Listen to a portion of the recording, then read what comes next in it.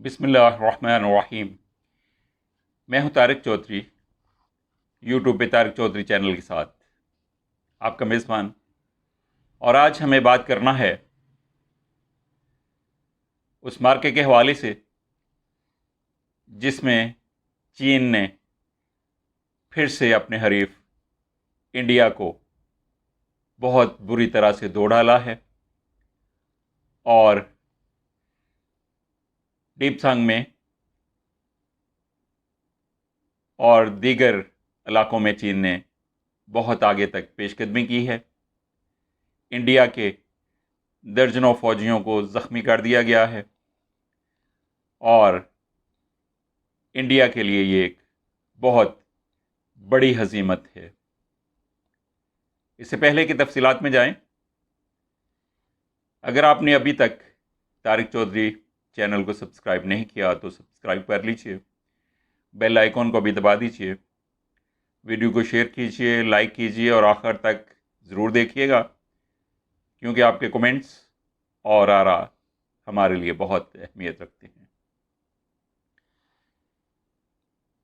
चीन ने प्योंगयांग झील के जनूब में पेशकदमी शुरू कर दी है।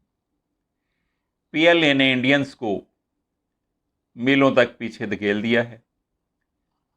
सारी रात पीएलए ने इंडियन आर्मी का हशर नशर करके रख दिया, जिसमें कई दर्जन इंडियंस के ज़ख्मी होने की इतलात हैं।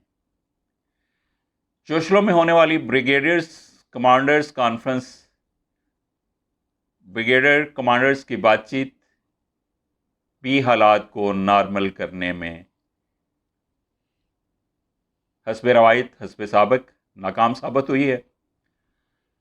लद्दाख के फौजी लिहाज से इंतहाई अहम झील प्योंगयांग के शुमाली इलाके में चीन पहले ही एक वसी इलाका इंडिया से छीन चुका है और उस पर कब्जा कर चुका है। झील के जनूब में पीएलए की पेशकदमी पहली दफ़ा देखी गई है और ये बहुत ही अहम वाक़या है। फौजी माहरीन इस वाक़े को बहुत अहमियत दे रहे हैं। इंडियन आर्मी के लिए ये एक डरावना ख्वाब बन चुका है और एक नया महाज जिसकी वो तवक्को नहीं कर रहे थे, उनके खिलाफ चाइना ने खोल दिया है। इससे पहले कि हम इंडिया की मुरम्मत के हवाले से तफसीलात आपस में शेयर करें, अगर आपने अभी तक तारिक चौधरी चैनल को सब्सक्राइब नहीं किया तो सब्सक्राइब कर लीजिए, बेल आइकॉन को दबा दीजिए, लाइक कीजिएगा, वीडियो को शेयर कीजिएगा और आखिर तक ज़रूर देखिएगा क्योंकि इसमें बहुत अहम सी मालूमात होंगी और अपने कमेंट्स और आरा से ज़रूर आगाह करते रहिएगा क्योंकि आपकी आरा हमारे लिए बहुत अहम होती हैं। ज़राए का कहना यह है कि चीनी फ़ौजियों की बहुत बड़ी तादाद ने प्योंगयांग झील के जनूब में अचानक बर्क रफ्तार पेशकदमी शुरू कर दी, जिसकी इंडियंस को हरगिज़ तवक्को न थी। इंडियन आर्मी की सारी तवज्जुहात का मरकज़ प्योंगयांग का शुमाली इलाका था। जनूब के इलाके में वो ये तवक्को नहीं कर रहे थे कि चीन अचानक उनके ऊपर चढ़ दौड़ेगा। चीनी फौजियों की बहुत बड़ी तादाद को अचानक अपने तरफ बढ़ते हुए देखकर इंडियंस हक्का बक्का रह गए। उनके संभलने तक पीएलए इंडिया से बहुत सा इलाका अपने कब्जे में ले चुकी थी। बाद-ए-ज़ाम जब इंडियन आर्मी की मज़ाहमत शुरू हुई, उस मुज़ाहमत में इंडियन आर्मी को भारी नुकसान उठाकर कई दर्जन अपने ज़ख्मियों को उठाकर वापस पसपा होना पड़ा।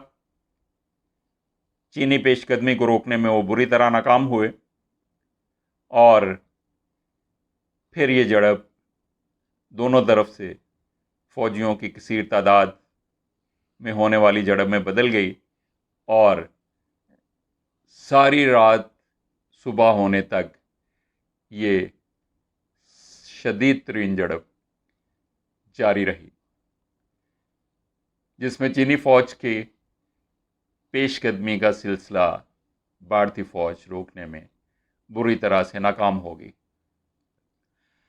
लद्दाख में पिछले 4 माह से सूरत हाल बहुत बेकाबू और भारत के हाथों से निकलती हुई महसूस हो रही है। इसके कब्जा से कलीदी अहमियत के हामिल कई इलाके बड़ी तेज़ी के साथ निकलते जा रहे हैं और चीन की पेशकदमी मुसलसल जारी है। इस शदीद तरीन झड़प के बाद दोनों मुल्कों की तरफ से खित्ते में फौजी हरकत मज़ीद तेज़ तर हो गई है और ये खदशा पैदा हो चला है कि अब ये मामला किसी बड़ी जंग का रुख भी इख्तियार कर सकते हैं, जिसकी तैयारी के लिए चीन ने LAC के पास अपने फ़ज़ाई बेस होटन पर JF-20 तैनात कर दिए हैं, जो लद्दाख में भारतीय ज़ेर कब्ज़ा इलाकों से बिल्कुल मुसलसल परवाज़ें कर रहे हैं। भारतीय आर्मी चीफ ने सरहद पे मौजूद अपने फौजियों के मोराल जो बहुत बुरी तरह गिर रहा है, उसकी बहाली के लिए सरहद पर तैनात फौजी कमांडरों से बातचीत की है, उनका हौसला बढ़ाने की हतुलवसा कोशिश की है। लेकिन मनोज नरवा की बातचीत भी भारतीय आर्मी का अपने ऊपर और अपने हुक्मरानों के ऊपर गिरते हुए एतमाद को बहाल करने में बुरी तरह से नाकाम नजर आ रही है। इंडियन जनरल अनिल भट्टाचार्य का कहना है कि ये जो झड़प हुई है ये बहुत ही गैर मामूली वाकया है। भारत अप्रैल से लेकर अब तक अपने ज़ेरे कब्ज़ा बहुत से इलाकों से महरूम हो चुका है और चीन बहुत आगे तक कदम बढ़ाता हुआ चला आ रहा है।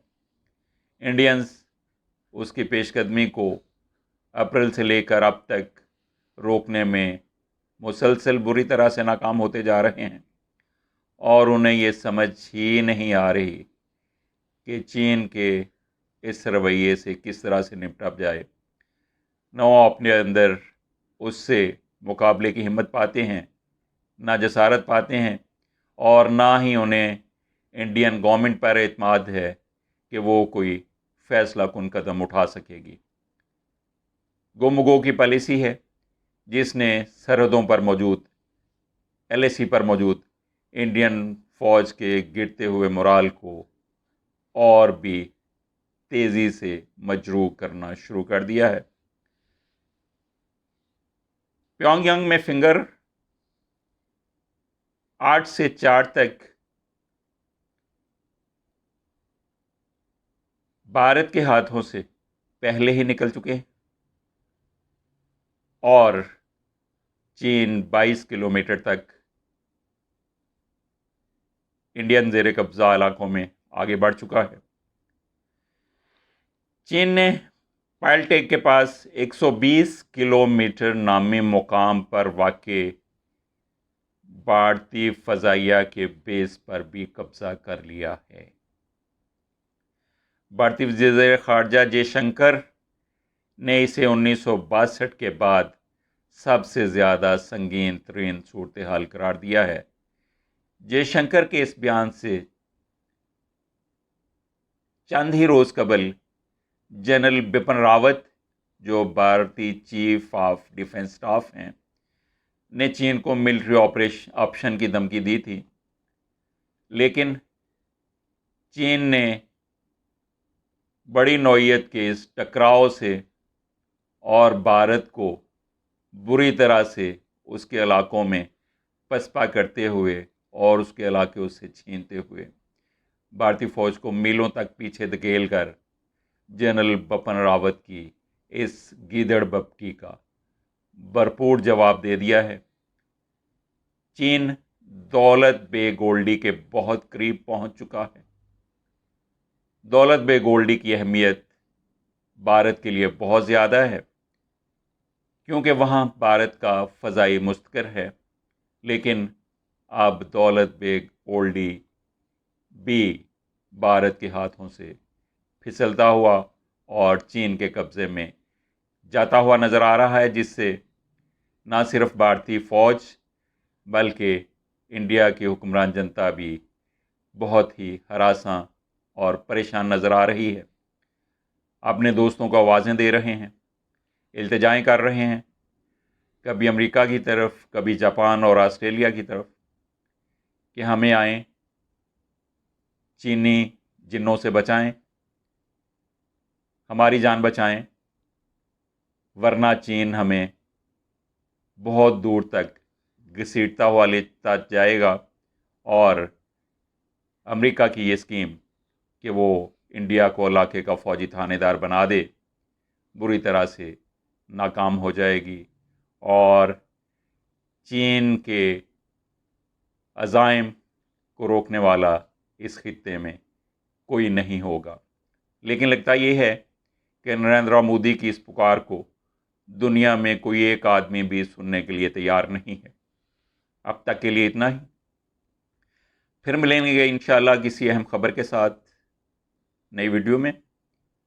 उस वक्त तक के लिए अल्लाह हाफिज़। अस्सलामु अलैकुम वरहमतुल्लाह।